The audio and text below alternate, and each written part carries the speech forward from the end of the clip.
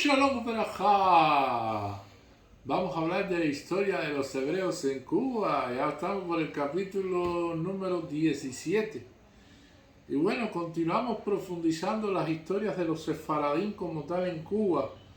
Seguimos varios artículos de la doctora Magalí Bejerano y también estamos con el libro de Tropical Diáspora y estamos siguiendo la enciclopedia judaica castellana, entre otros escritos también de la época. Nosotros vamos a ver que en el año 1924 Shevet Ajim fundó la primera escuela diaria en Cuba, de Teodoro Herz. El primer año estudiaron en ella 125 alumnos.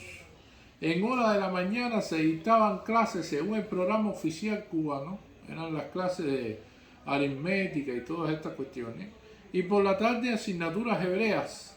Teníamos el idioma hebreo, la Torá, estudio de la Torá, estudio de historia hebrea e Yiddish. Y esto va a traer confusión, dice, una escuela fundada por la sinagoga sefaradí Dal Yiddish, y sucedió de que muchos alumnos eran askenazí y tenían su profesor de Yiddish. A los niños askenazíes, cuyo número sobrepasó muy pronto inclusive a los sefaradíes, tenían su profesor de Yiddish como tal. La apertura de la escuela fue factible por las contribuciones de Shevet Ajim y una recaudación de fondos emprendida por el rabino Gershon Maya, que ya lo habíamos visto en el capítulo anterior, en las comunidades sefaradíes de los Estados Unidos.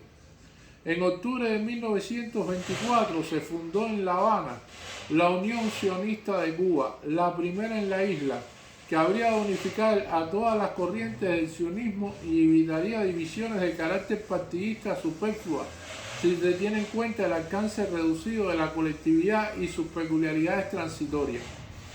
Entre los activistas más notables de la Unión Sionista cabe mencionar a varios dirigentes de la comunidad sefaradí como el rabino Gershon May. En esa época, la actividad de los askenazí en La Habana, exceptuando a los que eran judíos comunistas, se centraba en el Yiddish Center, en el Centro Israelita de Cuba, institución cuyo presupuesto era cubierto por los judíos de Estados Unidos y que abarcaba casi todas las tareas asistenciales, culturales y sociales. El Centro Israelita ejerció presiones sobre la comunidad sefaradí, sobre Shevet Ajim, para que le transfiriera la administración de la escuela. Eso siempre trajo problemas. En octubre de 1926, la Unión Sionista se incorporó como sección autónoma al Centro Israelita y en enero de 1927 Shevet Ajim le transfirió la escuela, pero la fusión no fue afortunada ni aceptada. La escuela adquirió un matiz yidishita y secular. Los sefaradíes abandonaron la Unión Sionista y sacaron a sus hijos de las escuelas. La cooperación entre la Unión Sionista y el Centro Israelita, administrado en ese entonces por un representante de la IAS, no duró mucho tiempo. Tras una crisis ideológica y organizativa, los sionistas se apartaron y formaron de nuevo como la Unión Sionista con los sefaradíes. La escuela Teodoro Herz abrió sus puertas como institución conjunta de la Unión Sionista y los sefaradíes y Shevet Ajim se convirtió en un lugar de reunión de los sionistas, o sea, más división todavía con esto.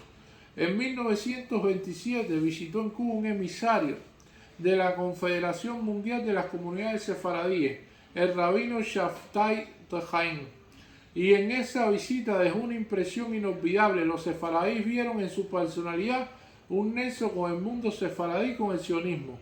Tras la visita del rabino de Jaén se fundó la Unión Mundial de los Judíos Sefaradíes en La Habana, Cuba, y se llevó a cabo una campaña a favor de la Confederación Mundial Sefaradí, cuyos frutos fueron enviados a Jerusalén. Ese organismo no perduró mucho tiempo por el hecho de que el Centro Mundial de la Confederación rompió sus vínculos. Parece que el episodio fue aislado, que no hubo otros casos en que se formaron organizaciones sionistas separadas. En la práctica, la actividad sionista sefaradí en Cuba en los años 20 y 30 se llevaba a cabo coordinadamente con la de los askenazí, aunque sus fuentes ideológicas eran diferentes. La concepción sionista de los sefaradíes se basaba en la fe religiosa el periódico El Estudiante Hebreo publicó una serie de artículos sobre el sionismo escritos por sefaradíes en los cuales resaltaba en esencial y en especial el elemento emocional de amoración como deber religioso y acentuaban el fuerte nexo entre el judaísmo y el sionismo. ¿Qué es nuestra religión sino un hermoso himno del ferviente sionismo? ¿Qué es toda la Torá sino un esfuerzo de nuestro gran pastor Moisés para organizar y llevar a Israel de Galú a la tierra prometida? ¿No es esto una labor sionista? ¿Se puede creer que la Torá sin venerar al sionismo, que no es sino una repetición de la Torá? Y nuestras oraciones, que son sencillamente imploraciones al Divino Señor para que nos guíe y facilite nuestro retorno a Sion. Animado por un espíritu similar, José Cohen predicó el estudio de la lengua hebrea, viéndola como la llave de acceso a los tesoros de la Torá y de la tradición hebrea, así como también para el renacimiento cultural, que es uno de los valores primordiales del sionismo. Todo judío que llama con el nombre de Sion a Jerusalén, todo judío que se atemoriza aquellos montes donde pisaban sus plantas cada uno de nuestros profetas, debe acercarse obligatoriamente y en forma natural al judaísmo con el verbo y la acción. El sionismo local sintió la obligación de dar alimento espiritual a la futura generación en una escala limitada, con sus pocos medios pecuniarios, pero con las fuerzas muy sublimes de todo el pueblo pondrá en actividad sus débiles posibilidades, proclamando una movilización entre todos los elementos para reclutarlos y llamarlos a las almas de la cultura para un próximo combate contra la ignorancia del idioma hebreo. Esta concepción influyó en el contenido de los estudios hebreos impartidos por la escuela Teodoro Herzl, sometida a la influencia del rabino Gershon Meyer, y cuyas lecciones de hebreo incluían clases de religión. La cooperación entre sefaradíes que nacía en la Unión Sionista se expresaba, entre otras cosas, en la activa participación de los sefaradíes en comité directivo, en una asamblea de protesta multitudinaria contra los desmanes de 1929 en la tierra de Israel. Pronunciaron discursos conmovedores el rabino sefaradí, el rabino askenazí y los líderes de ambos sectores. En una campaña por el Kemet Kayem el Israel que se realizó en 1935, la Unión Sionista tropezó con la acérrima oposición de los círculos no sionistas. El apoyo del rabino Gershon Meyer y de varios activistas sefardíes contribuyó al primer éxito del sionismo en una campaña de fondo cumplida en la colectividad hebrea, pero luego la influencia del sefaradí fue decayendo. La retirada gradual de los sefaradíes en la actividad sionista en un contexto compartido con los askenazíes no se debió a brechas ideológicas, sino a los cambios organizativos operados en el sionismo que se adecuaban a los oriundos de Europa Oriental, pero ignoraban las necesidades de los sefaradíes. Las actividades de la Unión Sionista en sus primeros años tenían un carácter social más que ideológico y su contenido sionista era muy limitado. Las actividades que se realizaban en español, lo que suscitaba el disgusto de los askenazíes. Cabe señalar que en los primeros años de actividad de la Unión Sionista la influencia de la izquierda judía era muy grande en la colectividad, y los sefaradíes, los más veteranos y consolidados entre ellos, constituyeron un sostén significativo para los elementos sionistas. La incorporación de dirigentes jóvenes egresados de los movimientos juveniles sionistas de Europa dio impulso al desarrollo del movimiento sionista en Cuba, aunque debilitó el estatus de los sefaradíes. La organización tasó a su propia sede y se formaron movimientos Jejaluz y Ashomer al-Zahir, que funcionaron sobre una base puramente Ish. La juventud sefaradí se organizó en el contexto de la Maccabi y en la práctica quedó al margen de la corriente principal del sionismo cubano. Los activistas sefaradíes continuaron actuando en el comité directivo de la Unión Sionista y manejaron la campaña unida pro Israel en el sector sefaradí, pero su influencia en el movimiento disminuyó de sobremanera. El gran desarrollo que caracterizó el movimiento sionista en Cuba en la época de la Segunda Guerra Mundial no repercutió mucho en los sefaradíes, que se encerraron en sí mismos.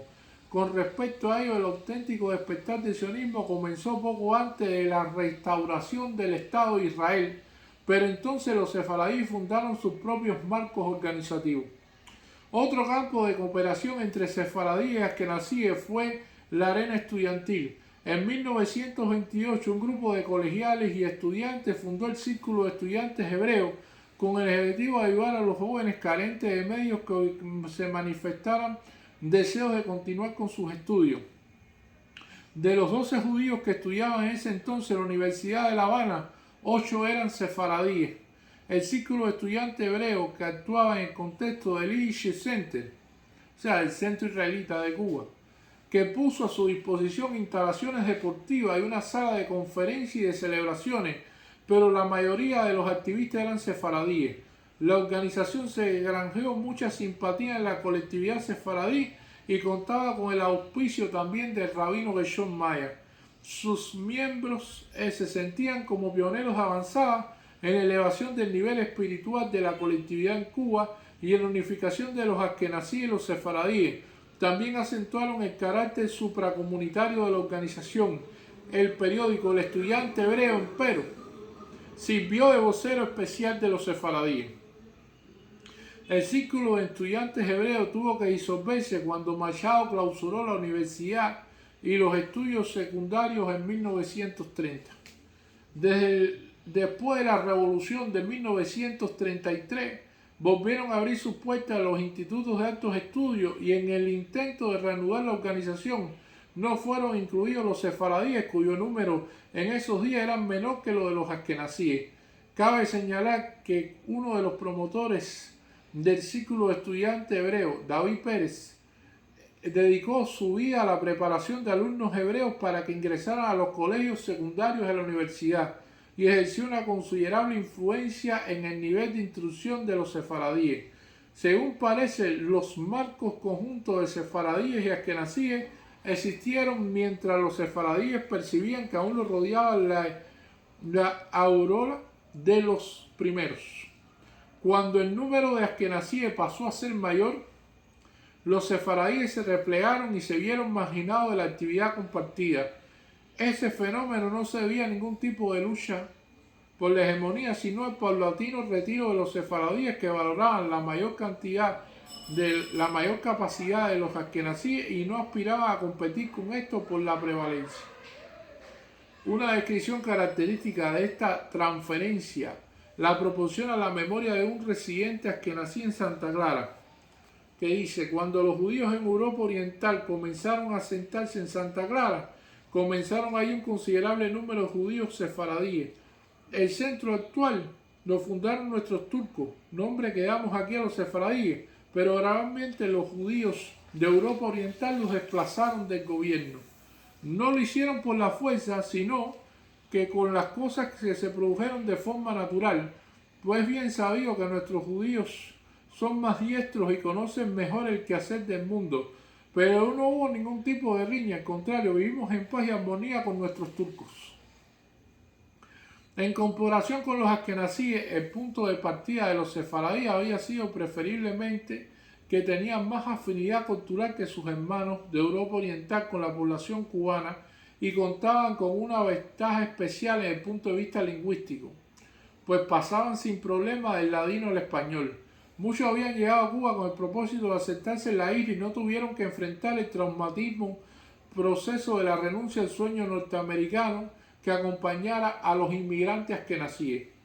Los sefaradíes comenzaron a consolidar su infraestructura organizativa en el periodo de la abundancia, de modo que durante la crisis económica al comienzo de los años 20 del siglo pasado, conocían los instrumentos primordiales para hacer frente a la ola inmigratoria y a los problemas de la ayuda social.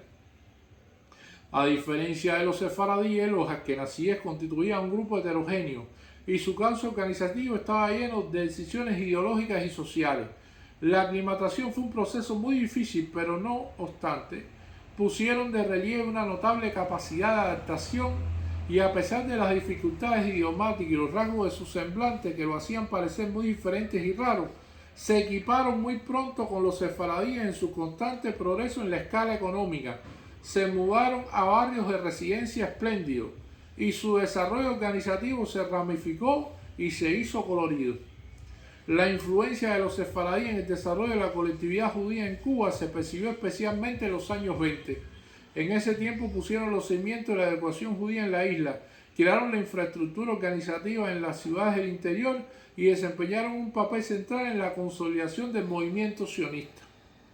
Pero en el proceso de rápido crecimiento de la población judía, los sefaradíes se quedaron rezagados. Esto se debió a la desigual relación de fuerza entre ambas comunidades. Dicho proceso no supo de luchas por el predominio en los organismos, sino que se caracterizó por el renunciamiento de los sefaradíes y por su retiro a un marco comunitario cerrado. Evidentemente, como le explica aquí la doctora Magalí Bejerano, los sefaradíes en un comienzo fueron mayoría y hubo un trabajo comunitario entre sefaradíes askenazíes en el comienzo de estos años, en la primera etapa del siglo XX, pero a medida de que la población askenazí fue aumentando, entonces los sefaradíes dijeron, no, vamos a hacer nuestras organizaciones para nosotros que somos sefaradíes, y entonces los askenazí fueron llenando las organizaciones que ya existían y fueron entonces alcanzando un nivel mucho mayor desde el punto de vista también económico. Y eso se puede reflejar en muchas de las instituciones que existen hoy en día en Cuba. Y esto es una de las cuestiones interesantes de estos momentos históricos concretos que ocurrieron en esta historia de la comunidad hebrea de Cuba. Bueno, muchas gracias.